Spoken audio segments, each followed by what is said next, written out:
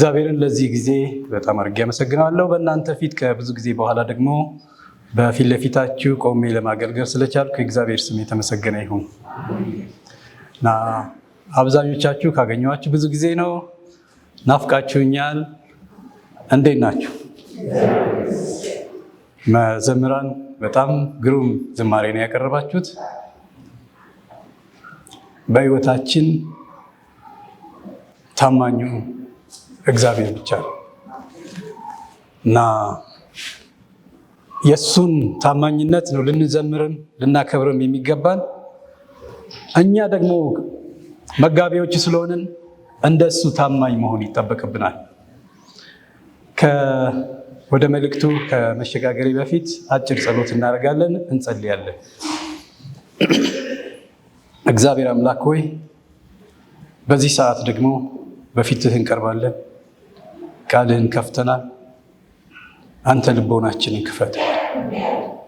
የተማርነው የሚያንጸን የሚሰራን ይሁን።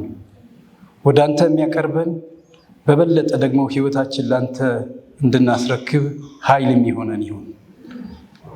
አንተ በመካከላችን ተገኝ። የኔም ያፌ ቃል የልቤ ሐሳብ በፊትህ ያማረ ይሁን። በጌታ በኢየሱስ ስም አሜን።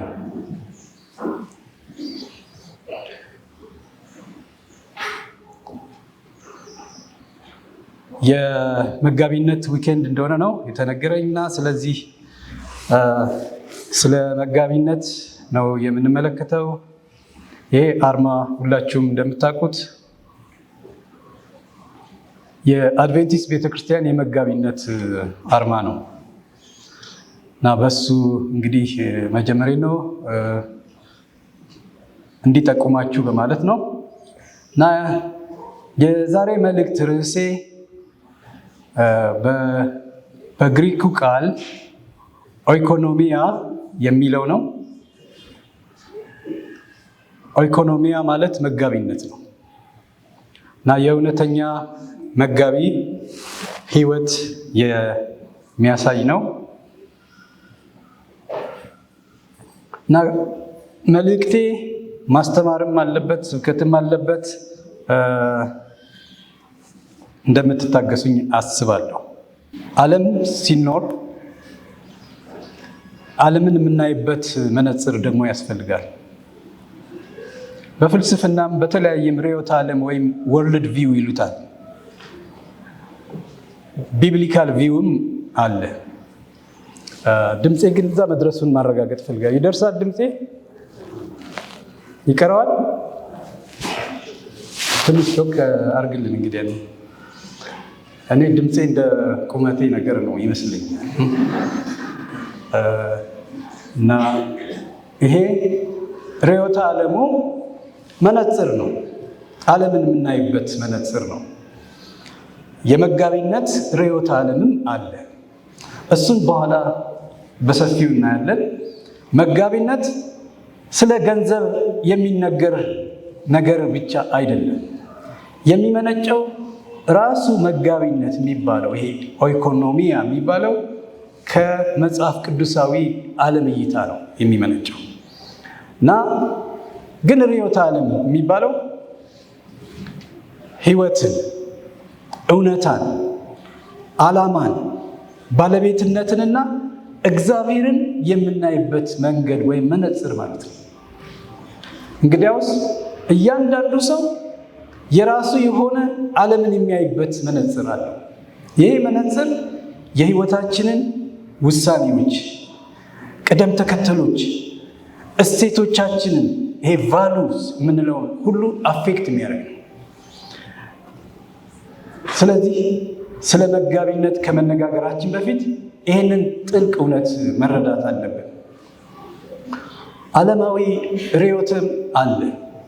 ዓለማዊ አመለካከት ራስን ማዕከል ያደረገ ነው። ሕይወት ሙሉ በሙሉ የራሱ ብቻ እንደሆነ ያስባል። ይሄ ዓለማዊ አመለካከት ስኬትና ንብረትን ዋና አድርጎ ይቆጥራል። ስኬትን፣ ንብረትን፣ ማከማቸትንና ስጋዊ ደስታን የሕይወት ማዕከል እንደሆነ አድርጎ ይመለከታል። ሌላው ደግሞ ዓለማዊ አመለካከት ስልጣንና ዋስትና ማግኘት ነው። የህይወት ማዕከላቸው ስልጣን ካለ፣ ደህንነት፣ ዋስትና ካለ በዛ ነው ይላል። ነገር ግን ወደ መጽሐፍ ቅዱሱ እይታ እንምጣ። መጽሐፍ ቅዱሳዊው እይታ ወይም ርዕዮተ ዓለም ከዓለማዊው በፍጹም የተለየ ነው። ይሄ ርዕዮት 3 መሰረታዊ እውነቶች ይገልጻል። አንደኛው እግዚአብሔር ፈጣሪ መሆኑን ያምናል። ሁሉን ነገር የፈጠረ እግዚአብሔር ነው ይላል። ይሄ መጽሐፍ ቅዱሳዊ እይታ ወይም ርዕዮት።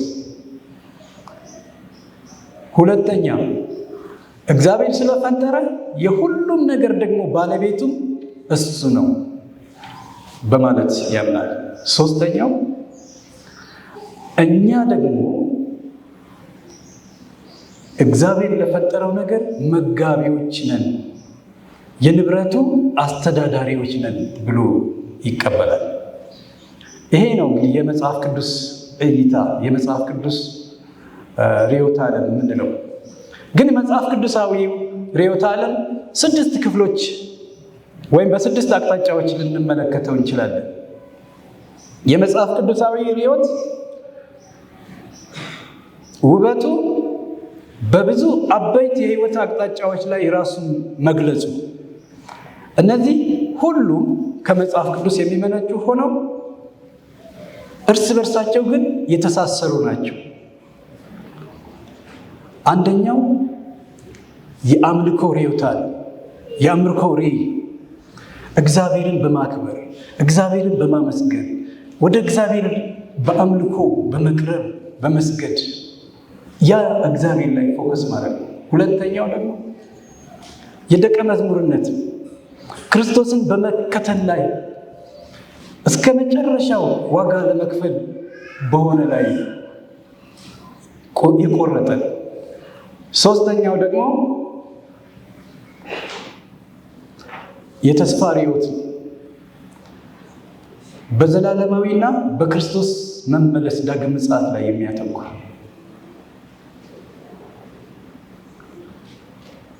የመጋቢነት ርዕዮት አለ። በእግዚአብሔር ባለቤትነትና በእኛ ኃላፊነት ላይ የሚያተኩር ነው። 5 እና 6 ኪንግደም የሚባለው ርዕዮት ነው። በእግዚአብሔር ንግስና ላይ ንጉሴ እሱ ነው፣ አዛዤ እሱ ነው እና ስለ እግዚአብሔር መንግስተ ሰማያት ይሄን ትመስላለች እያለ መጽሐፍ ቅዱስ በሚናገሩት ቃላቶች ላይ የሚያተኩር ነው። 6ኛው የተልእኮ ርዕዮት ነው። ወንጌልን በማከፋፈል በማሰራጨት በእንደዛ ላይ የሚያተኩር ነው። እንግዲህ እንደሰማሁት የተስፋ ርዕዮቱን ስለ መጨረሻው ዘመን ስታጠኑ እንደቆያችሁ ሰምቻለሁ። ዛሬ የምንመለከተው የመጋቢነትም ርዕዮት ደግሞ ከዛ ጋር የተገናኘ እንደሚሆን አስባለሁ እና የመጋቢነት ርዕዮት እነዚህ ሁሉ ርዕዮት እርስ በርስ የተሳሰሩ ሲሆኑ የሚመነጩት ከአንዱ ከመጽሐፍ ቅዱስ ነው እና ዛሬ ግን የምናተኩረው በመጋቢነት ላይ ይሆናል እና ይሄ መጋቢነት የሚቀይራቸው ነገሮች አሉ። መጋቢነት የህይወታችንን ቁልፍ ክፍሎች ለህይወታችን ቁልፍ ክፍሎች ያለንን እይታ የሚቀይር ነው እና የምንዘረዝራቸውን ነገሮች በአዲስ አመለካከት እንድናያቸው የሚያደርገን ነው። ለምሳሌ ገንዘባችንን፣ ጊዜያችንን በአዲስ መልክ እንድናይ ያደርገናል። ችሎታችንን፣ ተሰጥኦአችንን፣ ንብረታችንን በአዲስ መልክ እንድናይ ያደርገናል። እድሎቻችን፣ ይሄ ኦፖርቹኒቲ የሚባለው የወደፊት ጊዜያችንን፣ እነዚህን በአዲስ አመለካከት እንድናይ የሚያደርግ ነው መጋቢነት። እንግዲያውስ የመጋቢነት ርዕዮት ይህን የሚያሳይ ከሆነ ቅድም እንዳልነው የሁሉ ነገር ባለቤት እግዚአብሔር፣ ምድርና ሞላዋ በውስጡ ያሉት ሁሉ የእሱ ናቸው። ያንን እንድናስብ ያደርገናል። ስለዚህ የኔ ነው የምንለውን ነገር የእሱ ነው ወደ ማለት እንድንሄድ ያደርገናል። ሁለተኛው እኛ ደግሞ ያለን ማንኛውም ነገር በአደራ የተሰጠን መሆኑን ያስታውሰናል። ሕይወት ራሳችን የእርሱ ነን። ለዚህ ነው ክርስቲያኖች ምንም ጭንቀት እንኳን መከራ ቢበዛባቸው ራሳቸውን ለማጥፋት የማይወስዱት። ምክንያቱም ሕይወት ራሷ ከእግዚአብሔር በአደራ የተቀበልናት ናት። ሶስተኛ ለክብሩ ሁሉም በእጃችን ያለው አደራዎች ሁሉ እንድናስተዳድር የተጠራን መጋቢ መሆናችንን የማስተዳደር ኃላፊነት እንዳለብን የሚያስታውሰን ነው እና መጽሐፍ ቅዱስ ውስጥ ብዙ ጥቅሶች አሉ። ቅድም ያነበብነው 1 ቆሮንቶስ 4:1-2 እንዲሁ ሰው እኛን እንደ ክርስቶስ ሎሌዎችና እንደ እግዚአብሔር ምስጢር መጋቢዎች ይቁጠረን። እንደዚህ ሲሆን በመጋቢዎች ዘንድ የታመነ ሆኖ መገኘት ያስፈልጋል። 1 ጴጥሮስ 4:10 ልዩ ልዩ የእግዚአብሔር ጸጋ ደጋግ መጋቢዎች እንደመሆናችሁ እያንዳንዳችሁ የጸጋን ስጦታ እንደተቀበላችሁ መጠን በዚያው ጸጋ እርስ በርሳችሁ አገልግሉ። ናስቲ ትንሽ የመጋቢነት አይነቶችን ደግሞ እንመልከት። መጽሐፍ ቅዱሳዊ መጋቢነት እግዚአብሔር ባደራ የሰጠንን ሁሉንም በታማኝነት ማስተዳደር ነው እና ይሄ ነው እንግዲህ መጋቢነት የምንለው እና መጋቢነት ከገንዘብ እጅግ የሰፋ የሰው ልጆች በእግዚአብሔር ባለቤትነት ስር ያሉ ብዙ የሕይወት አቅጣጫዎች በአደራነት የተቀበሉ መሆናቸውን የሚያስታውስ ነው። የሁሉ ባለቤት ግን እግዚአብሔር ነው። እኛ ደግሞ ባለቤት ሳንሆን አስተዳዳሪዎች፣ መጋቢዎች። መጋቢነት ከክርስትና ክፍል አንዱ አይደለም። መጋቢነት ሁሉንም የሕይወት ክፍል የሚያጠቃልል የማይነካው የሕይወት ጥግ የለም ማለት ነው። እንግዲያውስ እነዚህ የመጋቢነት ክፍሎችን ቶሎ ቶሎ እያልኩ ልጥቀስላችሁ። አንደኛው የሕይወት መጋቢነት። ሕይወት ራሱ የእግዚአብሔር ስጦታ ነው። መኖራችን፣ ጤንነታችን፣ ጉልበታችን ሁሉም በአደራ የተሰጠን። የሐዋርያት ሥራ 17:25 ላይ ሕይወትንና እስትንፋስን ሁሉን ነገር ለሁሉ ይሰጣል። የተቀበልነው እስትንፋስ፣ ሕይወት፣ ጉልበት፣ ጤንነት እግዚአብሔር ነው የሚሰጥ ይለናል። አካል፣ የአካል መጋቢነት። አካል የእግዚአብሔር ንብረት ነው። ጤናን፣ ጾታዊ ግንኙነት፣ አካላዊ አኗኗር በቅድስና ማስተዳደር ያለብን ነው። የራሳችሁ አይደላችሁም ይላል። በከፍተኛ ዋጋ በደሙ ተገዝታችኋል። ጊዜ፣ የጊዜ መጋቢነት አለ። ጊዜ መተካት የማይችል አደራ ነው ለኛ የተሰጠን። በጥበብ በዓላማና ዘላለማዊ ነገርን ላይ ትኩረት በማድረግ ልንጠቀምበት የሚገባ ነው። እንደዚህ ሌላው ደግሞ የሀብት መጋቢነት የምንለው የገንዘብ፣ የፋይናንስ፣ የንብረት፣ የመስጠት፣ አስራት፣ ልግስና፣ ነፃ ስጦታ በእግዚአብሔር ባለቤትነት ስር የሚገኙ ናቸው። መዝሙር 24:1 እንደሚለን ምድርና ሞላዋ ለእግዚአብሔር ናት። እንግዲያውስ መጋቢነት ዘርፉ እንዴት ብዙ እንደሆኑ እንድናስታውስ ነው። የአካባቢ መጋቢነትም አለ። ይሄ የአካባቢው ፍጥረትን በኃላፊነት መንከባከብ። መጀመሪያ እግዚአብሔር አዳምን ሲፈጥር ግዙ፣ ተንከባከባት፣ አብጃት ተብሎ ነው የተሰጠው። መሬትን፣ እንስሳን፣ ተፈጥሮን ሀብቶች እግዚአብሔር አምላክም ሰውን ወስዶ ያበጃት ይጠብቃት ዘንድ በኤደን ገነት አኖረው። ስለዚህ የመጀመሪያው የተፈጠረው አዳም ራሱ መጋቢ ነበር ማለት ነው። የስጦታዎች ደግሞ የተሰጠው የትንቢት የችሎታ መንፈሳዊ ስጦታዎች ለአገልግሎት፣ ለማስተማር፣ ለመምራት፣ ለማበረታታት ቅድም አንደኛ ጴጥሮስ 4:10 ያነበብነው ይሄ ሁሉ በጸጋ የተቀበልነው ነው። ወንጌልም በአደራ እንደ መጋቢነት የተሰጠን መጋቢ እንድንሆን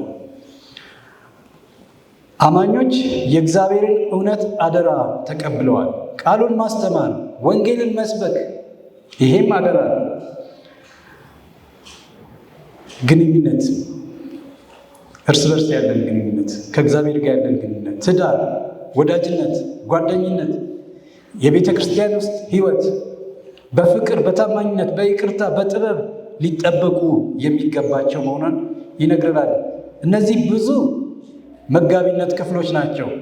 ልጆችና ቤተሰብ እነሱ መጋቢዎች፣ ወላጆች የልጆቻቸው መጋቢዎች እንጂ ባለቤት አይደሉም። እንክብካቤ፣ ስርዓት፣ መንፈሳዊ ቅርጽ ማስያዝና ጥበቃ የወላጆች አደራ ናቸው። መዝሙረ ዳዊት 127 ቁጥር 3 ልጆች የጌታ ስጦታ ናቸው። ከጌታ ነው የተቀበልነው፣ የኛ አይደሉም። ባለቤቱ እሱ ነው፣ እኛ ደግሞ ባላደራዎች ነን። እንግዲያውስ እንደዚህ ከሆነ የሚቀጥለው ደግሞ የአመራር መጋቢነት የሚባለው ፓስተሮች፣ አስተማሪዎች፣ ሽማግሌዎች፣ ወላጆች ስልጣን ባለቤትነት ሳይሆን በእግዚአብሔር ፊት የተሰጠ ኃላፊነት ነው። በእናንተ መካከል ታላቅ ለመሆን የሚፈልግ ቢኖር አገልጋይ ይሁን። ይህንን ነው የሚነግረን። እድሎች፣ ኦፖርቹኒቲዎች እግዚአብሔር ጊዜያትን፣ በሮችን፣ እድሎችን ይሰጣል፣ ይከፍታል። መጋቢው ይህንን እድል ለእግዚአብሔር ክብር እንዴት ልጠቀምበት እችላለሁ ብሎ ነው ማሰብ ያለበት። ስለዚህ ዘመኑንም ዋጁ ይላል። የእውቀት መጋቢነትን፣ እውነትን መማር፣ በኃላፊነት ማስተማር፣ ከትዕቢት መራቅ፣ እውቀትን በጥበብ መጠቀም፣ ይሄ ስለ መለኮታዊ ትምህርትን ጭምር የሚያጠቃልለው። ብዙ መጋቢነቶችን እየጠቀስኩ ነው። የትኛው ላይ ነው እኛን የሚመለከት? የቃላት መጋቢነት። ንግግርስ ኃይል አለው። ንግግር፣ ቃላት መፈወስ፣ መስበር፣ መምራት፣ ማጥፋት፣ መባረክ ይችላሉ። ያንን የቃላት መጋቢነት በትክክል ካልያዝ ነው ሰው ሊያጠፋ አይችልም። ኤፌሶን 4:29 ለሰዎች ጥቅም የሚሆን መልካም ንግግር ብቻ ካፋችሁ ይውጣ ይለናል። እነዚህ ሁሉ የመጋቢነት ክፍሎች ናቸው። የስሜት ክፍል ቁጣ፣ ፍርሃት፣ ጭንቀት፣ ምኞት፣ እነዚህም በመንፈስ ቅዱስ ስር ማስተዳደር የአንድ ክርስቲያን የመጋቢነት ብስለት ነው። በምንም ነገር አትጨነቁ ይለናል። መከራም በመጋቢነት ስር ይገባል። የመጋቢነት አካል ነው። ፈተናዎች ማንነትን ለመቅረጽ፣ እውነትን ለማጥለቅና ክርስቶስን ለማክበር ይውላሉ። ፈተና ሲያገኛችሁ ሁሉንም እንደ ደስታችሁ አድርጋችሁ ቁጠሩት። በዛ ውስጥ እግዚአብሔር የሚናገረው ነገር ስለሚኖር በመጨረሻ ዘላለማዊ የዘላለም መጋቢነት። ክርስቲያኖች የዘላለም ዝግጅት መጋቢዎች ናቸው። ሕይወት ዘላለማዊ ከሆነው የሂሳብ ምርመራ በፊት ያለች ጊዜያዊ አስተዳደር ናች። ማቴዎስ 25:21 በመጨረሻ መጋቢዎቹን እንደዚህ ይላል፣ መልካም አንተ በጎ ታማኝ ባሪያ፣ በጥቂቱ ታምነሃል፣ በብዙ እሾምሃለሁ፣ ወደ ጌታ ደስታ ግባ። እግዚአብሔር ያንን ለሁላችንም ያሰማል። እንግዲያውስ እነዚህ ሁሉ መጋቢነት ኃላፊነቶች ካሉ በቅድስና መኖር፣ ተልዕኳችንን ማወቅ፣ እግዚአብሔርን ማገልገል፣ በዚህ ደግሞ በእግዚአብሔር ጽኑ ሆነን በታማኝነት መቆም ለሁላችን የሚያስፈልግ ጥሪ ነው። እንግዲያውስ እነዚህ የዘረዘርኩት ስንት እንደሆነ አልቆጠራችሁት ይሆናል። ከ16 በላይ ነው የመጋቢነት አይነቶች የዘረዘርኩት። ሁሉም በአንድ ቀን መማር አይቻልም። ምናልባት በሴሚናር በሌላ መልክ ነው ልንማር የምንችለው። ለዚህ ለስብከት ጊዜ የሚሆኑ አይደሉም እና ለስብከት አንዱን ብቻ መዞ ነው መናገር የሚቻለው። ለዚህ ነው ኮምባይን አድርጌያለሁ ያልኳችሁ እና ግን በአራት ልንጠቀልላቸው እንችላለን። የራስ መጋቢነት ሕይወትን፣ አካልን፣ ጊዜን፣ አእምሮን፣ ስሜትን፣ የጾታ ግንኙነትን፣ እነዚህ የራስ መጋቢነት ብንላቸው፣ የሀብት መጋቢነትን ደግሞ ገንዘብን፣ ንብረትን፣ አካባቢን፣ እድሎችን፣ የግንኙነት መጋቢነት ደግሞ ትዳርን፣ ቤተሰብን፣ ቤተክርስቲያንን፣ አመራርን፣ የመንፈሳዊ አደራዎችን ደግሞ ወንጌልን፣ ስጦታዎችን፣ እውነትን፣ አገልግሎትን፣ ዘላለማዊ ጥሪን፣ እነዚህን ሁሉ በመጋቢነት ስር ልናጠቃልላቸው እንችላለን። ስለዚህ መጋቢነት ከክርስትና ክፍሎች አንዱ ሳይሆን መጋቢነት ማለት እግዚአብሔር በአደራ የሰጠን ሁሉ በታማኝነት ማስተዳደር ነው። እንግዲያውስ እንደዛ ከሆነ አንድ መጋቢ ለያዘው በእጁ ላለው ንብረት አይኖርም። የሚኖረው አደራ ለሰጠው ጌታ ነው። ልዩነት አለ። ለንብረት መኖርና አደራ ለሰጣችሁ ጌታ መኖር። ስለዚህ ዛሬ ስለ መስጠት እያወራን አይደለም። አማኞች ሕይወትን ራሷን በመጽሐፍ ቅዱስ መነጽር እንዴት እንደሚያዩት እየተነጋገረ ነው። ስለዚህ ኦይኮኖሚያ የሚለው የግሪክ ቃል መጋቢ ማለት ቢሆንም ትርጉሙ ግን በአዲስ ኪዳን ውስጥ የሁለት ቃል ውህደት የፈጠረው ነው። እነሱ ምንድናቸው? ኦይኮስ እና ኖሞስ የሚባሉ ናቸው። እነዚህ ሁለት ቃል ሲደመሩ ኦይኮኖሚያ ተብለዋል በአዲስ ኪዳን ውስጥ። ኦይኮስ ማለት ቤት ወይም ቤተሰብ ሲሆን ኖሞስ ሕግ፣ ስርዓት ወይም አስተዳደር ማለት ነው። እንግዲያውስ በቀጥታ ስንተረጉመው ኦይኮኖሚያ ወይ መጋቢነት ማለት የቤተሰብ አስተዳደር፣ የሌላውን ሰው ንብረት ማስተዳደር ማለት ነው። እንግዲያው ይሄንን በተግባር ስናውል የተቀደሰ ኃላፊነትን እየኖርን ነው ማለት ነው። የዕለት ከዕለት ስራችንን የተቀደሰ አደራችንን እየተወጣን እንደሆነ የሚያሳስብ አንድ ምሳሌ ልስጣችሁ። ባንክ ስትሄዱ የሚያገኟችሁ የባንክ ፊት ለፊት ፍሮንት ሰራተኞች አሉ። ገንዘብ ከፋዩ አለ። በቀን ውስጥ በሚሊዮን የሚቆጠር ገንዘብ ይቆጥራል፣ ይቀበላል፣ ለሰዎች ይከፍላል። ነገር ግን ባንኩ ሲዘጋ መሳቢያዎችን ሁሉ ቆልፎ ወደ ቤቱ ይሄዳል። ለምን?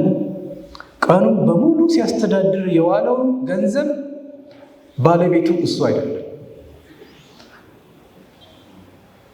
እኛም በእግዚአብሔር ፊት እንደዚህ ነን። ሁሉ በእጃችን ያለው የእግዚአብሔር እንጂ የኛ አይደለም። ለዚህ ነው መዝሙረ ዳዊት 24:1 ማንኛውም መጋቢ የሆነ ሰው ሊያስታውስ የሚገባው። እንደ ባንኩ ቴለር ነን እኛ። እግዚአብሔር ንብረት ላይ የተሾምን። ይሄንን ስናስተውል አኗኗራችን ሁሉ ይቀየራል። በጥንታዊ ግሪክና ሮም ዘመን ብዙ ጊዜ መጋቢ የሚሆኑት ኢኮኖሞስ ይባላሉ። እነሱ ባሮች፣ በብዛት ባሪያዎች ናቸው። ጌታው ገዝቶ ያመጣቸው ባሪያዎች ናቸው። የጌታቸውን ንብረት ነው የሚያስተዳድሩት። የታመነ አገልጋይ መሆን ይጠበቅባቸዋል። ኃላፊነቱ ገንዘብን ማስተዳደር፣ ሰራተኞችን መቆጣጠር፣ የጌታውን ጥቅም ማስከበር፣ እነዛ ሁሉ ናቸው። ግን ንብረቱ የነሱ አይደለም። እነሱ ምንድን ናቸው? ባሪያ ናቸው። ምንም ንብረት የላቸውም። ራሳቸውም የጌታቸው ናቸው። ተገዝተው ነው የመጡት እና ኦይኮኖሞስ ይባላሉ። መጋቢ ተደርገው የተሾሙ ናቸው። እንግዲያውስ ቁልፍ እውነቱ ያ መጋቢ በእጁ ያለው ስልጣን አንዲት ነገር እንኳን ባለቤት አይደለም። የሁሉም ጌታ የቤቱ ባለቤት እንዳለ አንድ መጋቢ በሚያስተዳድረው ንብረት ውስጥ ይኖራል። ነገር ግን ንብረቱ የእርሱ አይደለም፣ የጌታው። መጽሐፍ ቅዱስ ውስጥ 3 መጋቢዎች በተለይ የተጠሩ አሉ። አዳም፣ ዮሴፍ፣ ኢየሱስ። የመጀመሪያው መጋቢ አዳም ነበር ብለናል አይደል? አዳምን እግዚአብሔር ያበጃትን ይጠብቃትን ዘንድ በኤደን ገነት ውስጥ ያስቀምጠው።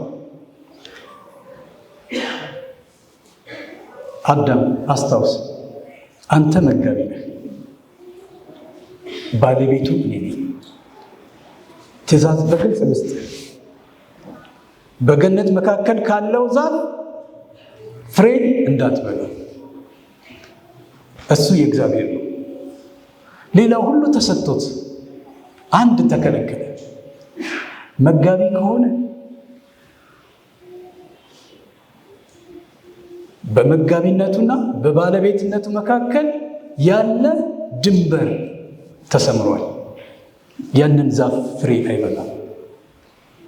ያንን ዛፍ ፍሬ ከበላ ሌላ ነገር ክሌም እያደረገ ነው። ምን እያለ ነው? እኔ መጋቢ አይደለሁም፣ ምንድን ነኝ? ባለቤት ነኝ ማለት ነው። ለዚህ ነው ከኤደን ገነት ይወጣ። ሌላ ነገር ነው ክሌም ያደረገው። ስለዚህ መጋቢነት ሁሉ ጊዜ ድንበር አለው። ከጊዜያችን 7 ቀን አለ። 7ኛው የኢየሱስ ነው። ከገንዘባችን 10 እጅ፣ ከ10 አንዱ ደግሞ የእግዚአብሔር ነው። 10 ነው። እነዛ ድንበሮች ናቸው። ምንድን ናቸው የሚያሳዩት? ባለቤቱ እግዚአብሔር ነው እያለ ነው። ግን መልካም መጋቢ ሲኮን ከ10 አንድ በመስጠትም አይደለም፣ ሁሉም የእግዚአብሔር ነው ብሎ ማመን ነው ትልቁ መጋቢነት። ከ10 አንዷን ብቻ በመስጠት ሳይሆን የቀረውን 9 እጅ የእግዚአብሔር ነው ብሎ ሲያምን ነው። እና አዳም መልካም መጋቢ ሆነ? አልቻለም። ፍሬውን በላ፣ ከገነት ተባረረ። ዮሴፍ ደግሞ አለ መጽሐፍ ቅዱሳችን ላይ። ዮሴፍ ታማኙ መጋቢ ነበር። ወንድሞቹ ሸጡት ለፍልስጤማውያኖች። ፍልስጤማውያኖች ደግሞ ለጶጢፋር ቤት ሸጡት። ራሱ ተሽጦ ባሪያ ሆኖ ለጶጢፋር ቤት የገባው። ግን ሲያየው ችሎታ አለው። በቤቱ ሁሉ ላይ ምን አደረገው? ሾመው። በቤቱ ሁሉ ላይ ሾመው። እግዚአብሔር ደግሞ ስለ ዮሴፍ የጶጢፋርን ቤት ሁሉ ባረከ። ነገር ግን ዮሴፍ ሁልጊዜ አንድ ያረሳው ነገር አለ። ያችን ድንበር የምትባለውን አረሳ። እዛ ቤት ያለው ሁሉ የእሱ ቢሆንም የጶጢፋር ሚስት ግን የእሱ እንዳልሆነች ያውቃል። ድንበሩ ወሰኑ ያውቃል። እና ያንን ድንበር እንዲጥስ ነበረ ፈተና የመጣበት። ምንድን ነው ያለው? ጌታዬ ሁሉን ሰጥቶኛል፣ እዚህ ቤት ያለው ሁሉ ነገር እንደፈለግኩ ማድረግ እችላለሁ። አንቺ ግን ሚስቱ ስለሆንሽ አልሰጠኝ። ይህንን ድንበር አልጥስም። መልካም መጋቢ ማለት እንደዛ ነው። ድንበሩን ለይቶ የሚያውቅ፣ ወሰኑን የሚያውቅ። ጌታ ኢየሱስ ክርስቶስን ወደ ዓለም ሲመጣ መጋቢ ሆኖ ነው የመጣው። እሱ ሲመጣ ፍጹም መጋቢ ሆኖ እንደዚህ ያለ የላከኝን የአብን ፍቃድ ለማድረግ እንጂ የራሴን ፍቃድ ለማድረግ አልመጣሁም። ወገኖች መልካም መጋቢ ለመሆን የመረጥን ከሆነ ድንበራችንን እንወቅ፣ ወሰኑን አንለፍ፣ ያንን ወሰን እናክብር። መልካም መጋቢ ደግሞ ስትሆኑ ከ9 1 ከ7 ቀን አንዱ እንደዚህ በመስጠትም አይደለም፣ ሁሉ የእግዚአብሔር መሆኑን በማወቅ በዛ እውቀት ውስጥ ስትኖሩ ህይወታችሁ ይለውጣል፣ አኗኗራችሁ ይለያል። እና 4 ምሰሶዎችን የመጋቢነት ምሰሶዎች ልንገራችሁ። አንደኛው አደራ ነው። እግዚአብሔር ጊዜን፣ ህይወትን፣ ሀብትን በአደራ ይሰጣል። በሁለት ምክንያቶች እግዚአብሔር ባለቤት ነው። አንደኛ በመፍጠር፣ ሁለተኛ በመስቀል እግዚአብሔር ባለቤት ነው። አንደኛ ስለፈጠረ፣ ሁለተኛ በመስቀሉ ደም ስለገዛን የሱ ነን። ስለዚህ ይህንን አደራ ማስታወስ ያስፈልገናል። አንድ ታሪክ ልንገራችሁ። ሰምታችሁት ይሆናል። ከዕለታት አንድ ቀን ነው ይባላል። አንድ መፍጠር የሚወድ ልጅ ነበር። አንድ ቀን ትንሽ የእንጨት ጀልባ በጥንቃቄ ሰራ። ልጆች መቅረጽ የሚወዱ ልጆች አሉ አይደል? እንደዛ አይነት ልጅ ነው። አስማምቶ አሳምሮ ሰራት። ደማቅ ቀለም ቀባት። ትንሽ ነጭ ሸራ ጀልባ እንድትመስል አንጠለጠለባት። ከዛ ከሰራት በኋላ እንደዚህ ያለ፣ እቺ ጀልባ የኔ ናት። ለምን? ሰርቻታለሁ። አንቺ ጀልባ የኔ ነሽ፣ እኔ ሰርቼሻለሁ። ከዛ በማግስቱ ጀልባዋን ወደ ወንዝ ወሰዳት። መጀመሪያ በውሃ ላይ በሚያምር ሁኔታ ተንሳፈፈች። ድንገት ግን ወንዙ ኃይል ጨመረ። ትንሿ ጀልባ ነፋሱን፣ የውሃውን ግፊት መቋቋም አቃታት። እየራቀች ሄደች። ልጁ ሊይዛት ሞከረ፣ ግን አመለጠች።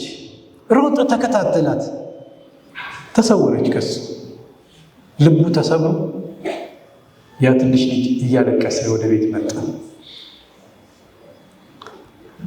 ከሳምንታት በኋላ ልጁ ወደ ከተማ ሄዶ ከተማ ውስጥ ሲዟዟር በአንድ ትንሽ ሱቅ ውስጥ ጀልባውን አያት። እያንዳንዱ ዝርዝር ታወቀ። ቀለም፣ ሸራው፣ እርሱ ያወጣቸው ምልክቶች ሁሉ አየና የራሱ እንደሆነች አወቀ። በደስታ ተሞልቶ ወደ ሱቁ ዘሎ ገባ። ባለቤቱን እንደዚህ አለው፣ ጌታዬ፣ እቺ ጀልባ እኮ የኔ ነች፣ እኔ ነኝ የሰራዋት አለ። የሱቁ ባለቤት እንደዚህ አለ፣ ልጄ አዝናለሁ፣ ለእኔ የሸጠልኝ አንድ ሰው ነው፣ ከፈለካት ልሸጥልህ ይችላለሁ። ባለ ሱቅ ነው። ቢከራከርም ሊያሳምነው አልቻለም። ስለዚህ ወደ ቤት ተመለሰ። ወሰነ ጀልባውን ለማስመለስ። ያለውን ሳንቲም ቤት ውስጥ ሰበሰበ። ጠንክሮ ሰራ፣ ገንዘብ አገኘ፣ ቆጠበ። ከዛ ሄድና ባለሱቅ አለ፣ እችን መርከብ፣ እችን ጀልባ መግዛት ፈልጋለሁ። ያቺን መጫወቻ የሆነች ጀልባ ገዛት። እንደገና እንደዚህ አለ። ከሱቁ ሲወጣ ጀልባዋን በደረቱ አጥብቆ ቅፍ አድርጎ ያዛትና አንቺ ጀልባ አለ፣ 2 ጊዜ የኔ ነሽ። አንቺ ጀልባ በእጥፍ የኔ ነሽ። መጀመሪያ ሰራሁሽ፣ አሁን ደግሞ ገዛሁሽ። አዎ ትርጉሙ የገባችሁ ይመስለኛል። መጀመሪያ ፈጠረ። በገዛ እጆቹ እስትንፋስ ሰጥቶ የህይወት እስትንፋስ ሰጥቶ ፍጥረቱ አደረገን፣ የራሱ አደረገን። ነገር ግን የኃጢአት ወንዝ ወሰደን። ተጠራርገን ከተወሰድንበት በኢየሱስ ክርስቶስ መስዋዕትነት በገዛ ደሙ በዛ ዋጋ መልሶ ገዛን። እግዚአብሔር ይመስገን። እሱ ገዛን። ስለዚህ አንደኛ ቆሮንቶስ 6 ምንድን ነው የሚለን? በዋጋ ተገዝታችኋልና ምን አይደላችሁ? የራሳችሁ አይደላችሁ። እችኛውን ፈራችኋት? በዋጋ ተገዝታችኋልና የራሳችሁ አይደላችሁ፣ የኛ አይደለም። ሁለመናችን እኛም ጭምር ያለን ንብረት ቢሆን ሁሉም የእግዚአብሔር ነው። እግዚአብሔር ይመስገን። ጊዜያችን የሱ ነው። አካላችን የሱ ነው። ዝሙት እንዳንፈጽምበት የሚያደርገን እሱ ነው። ንብረታችን የሱ ነው። ስጦታችን፣ ታለንታችን፣ ተሰጧችን የሱ ነው። ከሰዎች ጋር ያለን ህብረት፣ ግንኙነት፣ ፍቅር፣ የቤተሰብ ግንኙነት ሁሉ የሱ ነው። ህይወታችን ጭምር የሱ ነው። ስለዚህ መጋቢ የሚጠይቀው እኔ በእጥፍ ያንተ ስለሆንኩኝ ለአንተ እንዴት ልኖር የሚል ነው። ያንተ ከሆንኩኝ ጌታ ሆይ እንዴት ልኖርልህ? የመጋቢ ህይወት ይሄ ነው። ሁለት ጊዜ እንግዲህ የሱ ነን። ፈጠረን፣ ዋጀን፣ ደም የወጣብን በደም ዋጋ የተገዛን ስለሆነ የሱ ነን። ለዘላለም የእርሱ ነን። እግዚአብሔር ይመስገን። ሁለተኛው ተጠያቂነት ነው። የመጋቢነት ምሰሶ ባለቤት ካደለን በአደራ ከተሰጠን አንድ ቀን አይቀርም የሰጠው ሂሳቡ እንተሳሰብ ይላል አይደል መጽሐፍ ቅዱስ ላይ። ሂሳቡ እንተሳሰብ ሲለው ሰውየው ያባክን የነበረው አልተጨነቀም። ነገር ግን በሚገባ የኖረ ግባ ወደ ጌታ ደስታ የሚባለው እሱ ይሆናል። የሂሳብ የምርመራ ቀን፣ የመጨረሻ ቀን ይመጣል። ለምሳሌ መኪና ተከራይታችኋል። ከተከራያችሁት የእናንተ ነው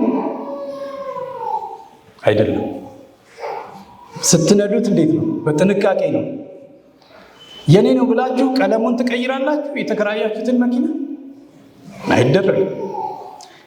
የኪራይ መሆኑን ጊዜያዊ መሆኑን አንድ ቀን ቁልፉን እንደምትመልሱ ታውቁታላችሁ። ህይወታችን፣ አካላችን፣ ሀብታችን፣ ጊዜያችን ልክ እንደ ኪራይ መኪና ነው። አንድ ቀን እግዚአብሔር ቁልፉን ይጠይቀናል። ተጠያቂነት አለው። ስለዚህ ስንኖር ያንን እያሰብን መኖር ያለብን። ዮሴፍ ያንን አስቦ ነበር የኖረው። አዳም ተሳስቷል። ከሁለት አንዱ ነን። መጋቢ ሶስተኛው ግንኙነት። ጌታዬ በዚህ ነገር ምን እንዳደርግለት ይፈልጋል ብለን እንድናስብ ይህን ነው የሚጠይቀው መጋቢነት የገባው። ዛሬ እግዚአብሔር ምን እንዳደርግ ነው የሚፈልገው? በሰጠኝ ንብረት፣ ሀብት፣ ጉልበት፣ ጤንነት፣ እውቀት፣ ተሰጥኦ ምን እንዳደርግ ይፈልጋል? አራተኛው አትርሱ። አራተኛው የመጋቢነት ምሰሶ ጊዜያዊ ነው። ይሄ አደራ የተሰጠን ነገር ሁሉ ሁልጊዜ በእጃችን ላይ ይኖራል ማለት አይደለም። የሚወሰድበት ጊዜ ይመጣል።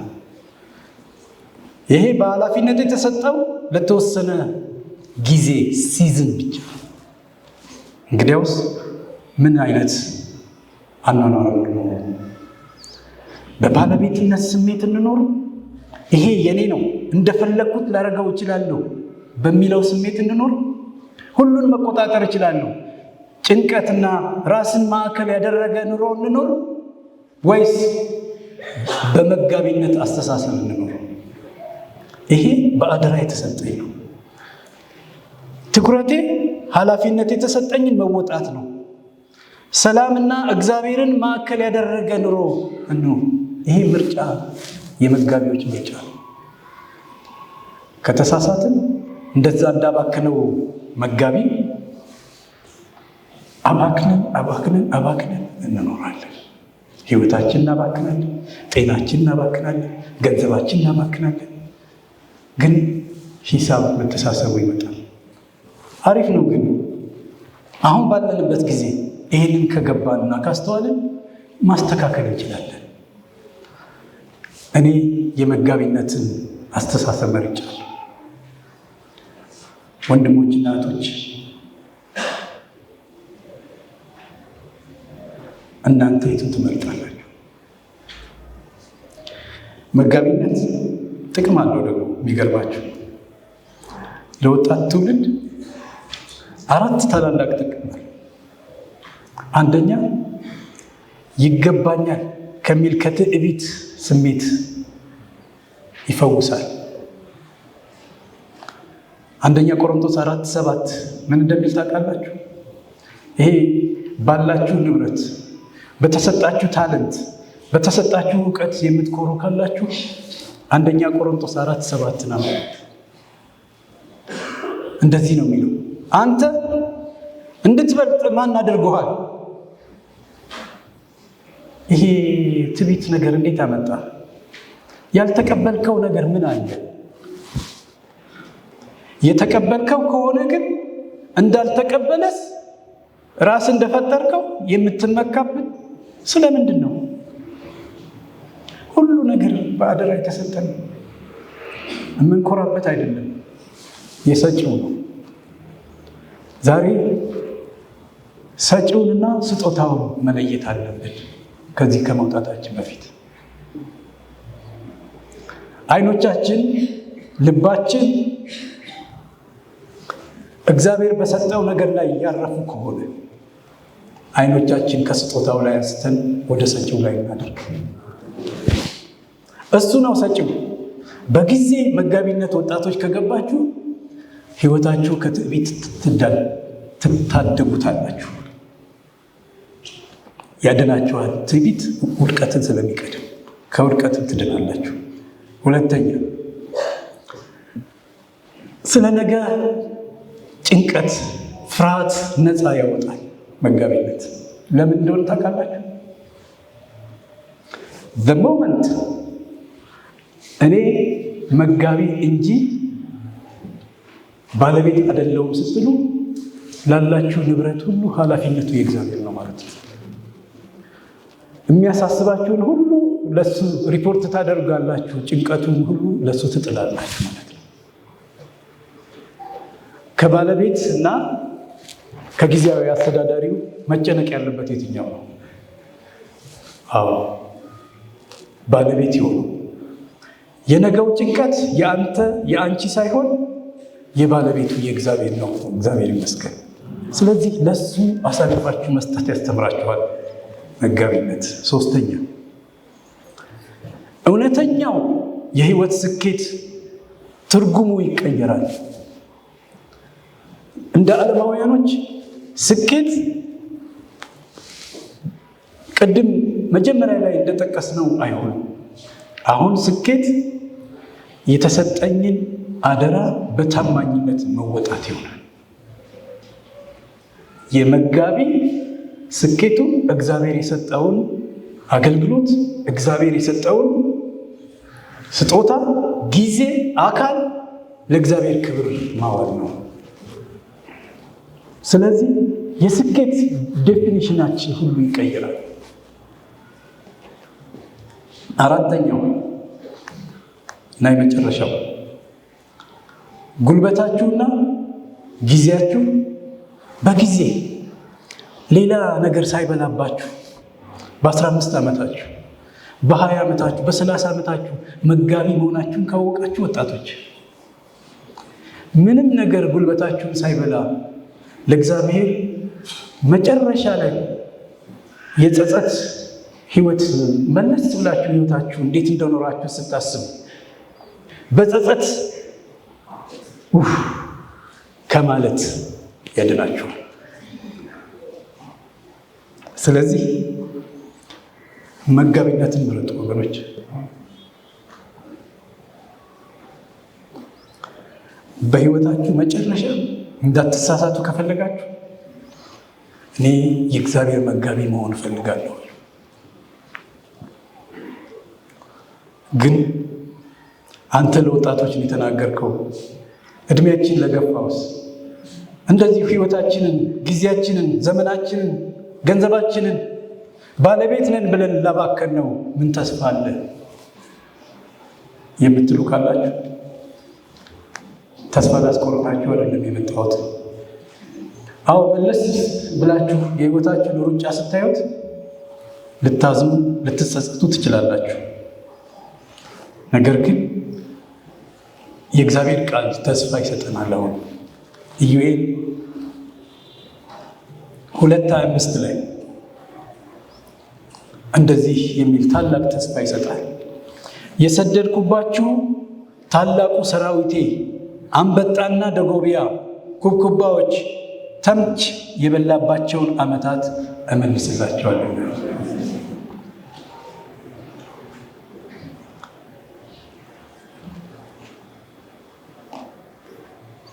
እንዴት ያለ ታላቅ ተስፋ ነው! በእድሜ ለገፋ ነው፣ ለጎለመስ ነው ተስፋ ሰጥቶናል። ካሳ ክሳቸው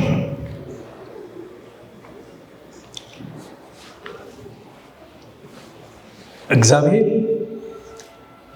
የባከነውን ዘመን መካስ ይችላል። በእድሜ መግፋት ውስጥ ሆናችሁ ዛሬም የህይወት ቁልፍ ለጌታችሁ ካስረከባችሁ፣ የህይወታችሁን ቁልፍ ለሱ ካስረከባችሁ እግዚአብሔር በቀረችው አጭር ጊዜያችሁ ውስጥ ድንቅ የሆነውን የመጋቢነት ፍሬ ያፈራላችኋል። ስለዚህ ኢየሱስ በዚህ ምድር መጋቢ ሆኖ በ3 ዓመት ተኩል እኮ ነው አገልግሎቱ ዓለምን ያዳነው። የቀራችሁ ጥቂት ዓመታት በእድሜ ለገፋ ለኛ ለሱ ከሰጠ ነው እሱ ይባርከው። ልዩ በረከት አድርጎ ይቀይረዋል። 6 ወርም ይሁን 1 ዓመትም ይሁን 3 ዓመትም ይሁን 10 ዓመትም ይሁን የቀረ ነገር ግን እኔ ያንን እመልስላችኋለሁ፣ የበረከት አድርጌ እሰጣችኋለሁ። እንደዚህ አይነት ተስፋ ነው። እንግዲህ በመጨረሻ የአንድ ሳሙና ሰሪ ታሪክ ልንገራችሁና ላብቃ። በ1800ዎቹ መጀመሪያ ላይ ዊሊያም የተባለ 16 ዓመት የሞላው ወጣት ከገጠር ከአሜሪካ ወጥቶ ለቆ ስራ ለመፈለግ ወደ ኒውዮርክ ከተማ ተጓዘ ይባላል።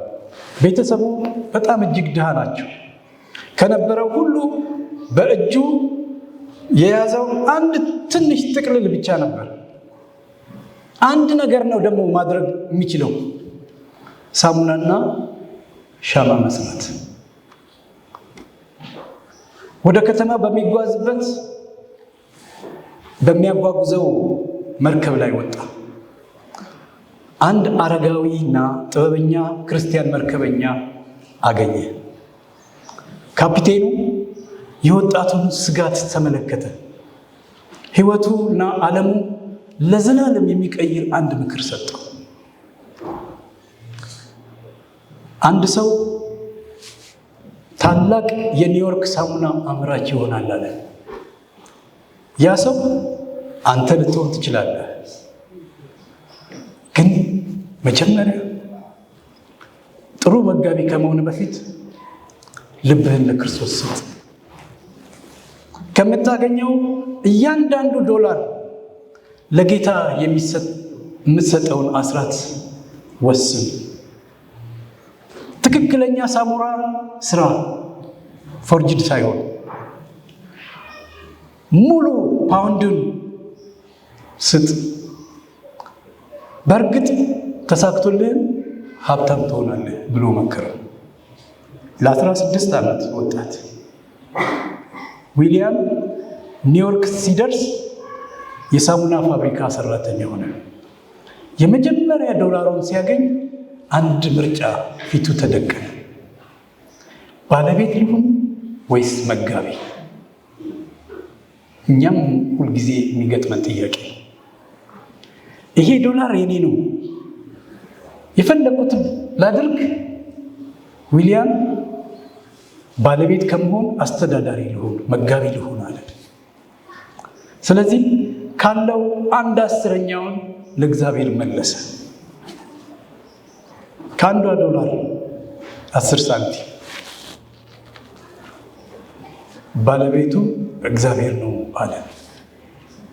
ይህ ዶላር የእግዚአብሔር ነው፣ እኔ ተቀባይ ብቻ ነኝ አለ። ከመጀመሪያ ዶላሩ 10 ሳንቲም ብቻ ሳይሆን እውነተኛውን ህይወቱንም ሰጠ። እውነተኛ ሳሙና ሰራ፣ ፎርጅድ ሳይሆን። ጥራት አልተወም። ደንበኞቹ የከፈሉበትን እንዲያገኙ ለማድረግ ሞከረ። ሁለተኛ፣ ከ10 አንዱን ሁልጊዜ በታማኝነት መለሰ። ገቢው ሲጨምር ለእግዚአብሔር የሚሰጠውን አልቀነሰም። እንዲያው ከእግዚአብሔር ጋር ሽርካነትን ያዘ፣ አጋር ሆነ። የዛ ባለቤት የዛ ፋክተሪው ባለቤቶች አጋር አድርገው አስገቡት። ሼር ሆልደር ሆነ። ከዛ ሼሩን ሲገዛ የፋብሪካው ባለቤት ሆነ። ያረሳው ነገር ግን ሁልጊዜ ካገኘው ሁሉ ለእግዚአብሔር ከ10 አንዱን መመለስ ነበር። በትንሹ ሲታመን በብዙ ሾመ።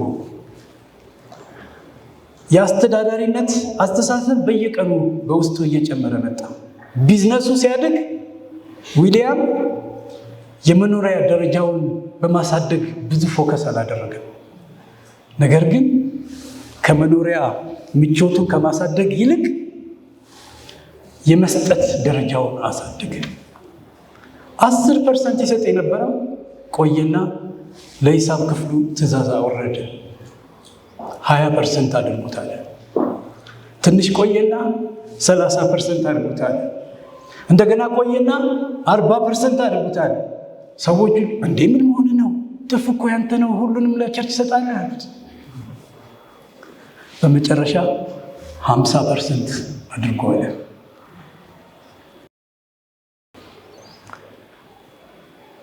በህይወቱ መጨረሻ አካባቢ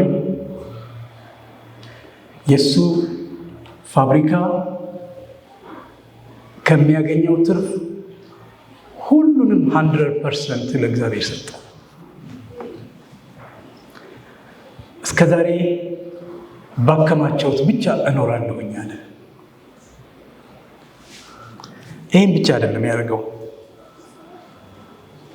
ስሙ እንደምታውቁት ሁላችን ምናልባት ዛሬ ጠዋትም ሳሙናውን ተጠቅመን ይሆናል ይወጣል።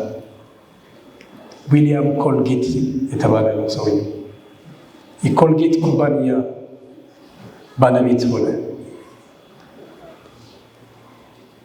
ይሄ ታሪክ የሚያበቃው በቢዝነስ ስኬት ብቻ አይደለም፣ ነገር ግን ለእግዚአብሔር መንግስት ተልእኮ ራሱን ሰጠ።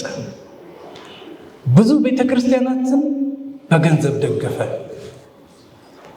ዩኒቨርሲቲዎችን፣ የትምህርት ተቋማትን አቋቋመ።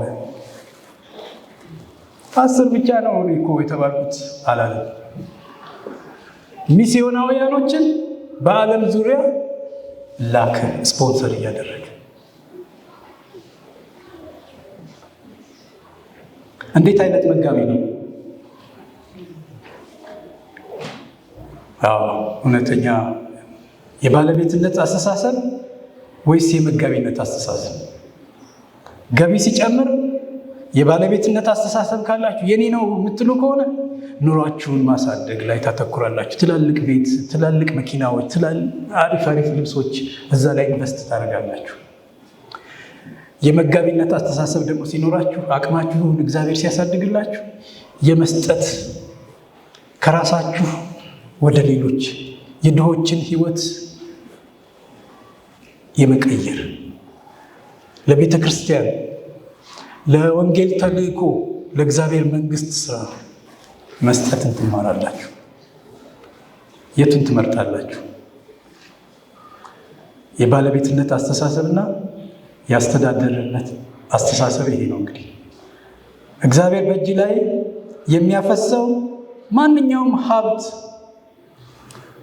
አንተንና አንቺን የሀብት ማከማቻ ገንዳ ሊያደርጋቸው አይደለም። የበረከቱ ማስተላለፊያ ቧንቧ ሊያደርጋቸው ሊያደርገን ነው። በሰጠን መጠን እኛ መኖር ከምንችልበት ውጪ በላይ ያለውን የሌሎችን ሸክም እንድናነሳበት፣ የቤተ ክርስቲያን ስራ እንድንደግፍበት፣ የእግዚአብሔርን መንግስት እንድናስፋፋበት። ይሄ የመጋቢነት አቋም ካላችሁ እግዚአብሔር ደግሞ ይጨምራል። እግዚአብሔር የበረከቱ ማስተላለፊያ ቧንቧዎች ያድርገንኛል። እንግዲያውስ ዊሊያም ኮልጌት ኢኮኖሚያን በደንብ የተረዳ ሰው፣ እግዚአብሔር 10% ብቻ አልጠየቀኝም እስከ 100% ድረስ መሄድ ይችላል ማለት። እግዚአብሔር ትንሹ ላይ ታማኝ ስለሆነ በብዙ ላይ ሾመ። ዛሬ እግዚአብሔር እንደ ዊሊያም ኮልጌት አጋሮች ይፈልጋል። ወንዶችንም ሴቶችንም ይፈልጋል። የራሱን መንግስት ለመገንባት የሚችሉትን ሰዎች፣ ፈቃደኛ የሆኑትን ይፈልጋል። እንግዲያውስ ባለቤትነት የሚሰማችሁ ከሆነ ለእግዚአብሔር ተዉት። ባለቤትነትን በትንሹ ታማኝ ሁኑ። የመስጠት ደረጃችሁን አሳድጉ። በ10% አትወሰኑ። ከእግዚአብሔር ጋር ሽርክና ይኖራችሁ። ተባባሪ ሰራተኛ ሁኑ። እንግዲያው ነገ ሰኞ ጊዜያችሁ 24 ሰዓት እንደ መጋቢ ሁኑበት። ለጸሎት፣ ለቃሉ፣ ለቁም ነገር ተጠቀሙበት። ጊዜያችሁን፣ ስጦታችሁን፣ እግዚአብሔር የሰጣችሁን እውቀትና ችሎታ የጌታ ነው። ቤተ ክርስቲያንና ሰዎችን አገልግሉበት። ገንዘባችሁ ጌታን አስቀድሙበት። ከምታገኙት ገቢ እጃችሁ የሀብት ማከማቻ ሳይሆን የበረከት ማስተላለፊያ ቧንቧ ይሁን። ይሄ ነው እንግዲህ ኢኮኖሚያ፣ መጋቢነት። ለእግዚአብሔር የሆነውን ነገር እርሱ ፍቃድ በሚያንጸባርቅ መንገድ በታማኝነት ማስተዳደር መጋቢነት።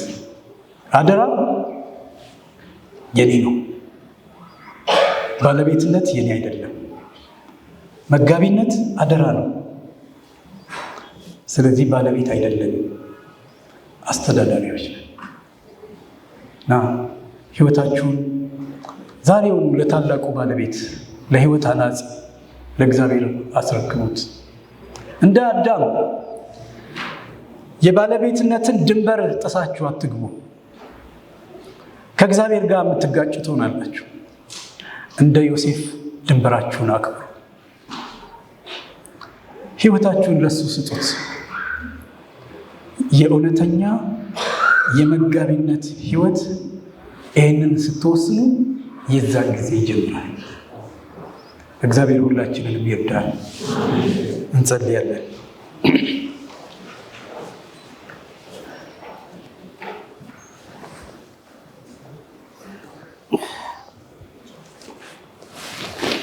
እንጸልይ። እግዚአብሔር አምላካችን በዚህ ጊዜ እናመሰግናለን ስለተማርነው ትምህርት። ብዙ አጥፍተናል አምላክ። ልጆቻችን የኛ እንደሆኑ ተሰምቶ ብዙ ነገር አድርገን ይቅር በለን። በአደራ እንደሰጠህን ረስተናል። እግዚአብሔር ሆይ ከዛሬ ጀምሮ እውነተኛ ያንተ መጋቢዎች አድርገን። ላጠፋነው ላባከነው ጊዜ ይቅርታህን አልብሰን፣ ኃጢአታችንን እጠብ። ለዚህ ከፍ ወዳለው ጥሪ በየቀኑ እንድናድግ እርዳን። ከአንተ ጋር ይሄ ሽርክና ያለውን ህይወት እንድንኖር እርዳን። አንተን አምላክ ሆይ በረከትን ስታወርድልን ለአንተ ታማኝ መጋቢ መሆናችንን አጥብቀህ አጠንክርልን። በዚህ ጊዜ ከዚህ ጉባኤ ውስጥ እኔ ዛሬ የባለቤትነት ሐሳብን ትቼ የእግዚአብሔር መጋቢ መሆኔን እቀበላለሁ የምትሉ ለእግዚአብሔር እጃችሁን እንድታወጡ ጠይቃችኋል። እጃችሁን ከፍ አድርጋችሁ አውጡ። እግዚአብሔር ይባርካችሁ። ያየዋል እግዚአብሔር በውሳኔያችሁ ያጽናችሁ። በታማኝነት እንድትዘልቁ ይርዳችሁ።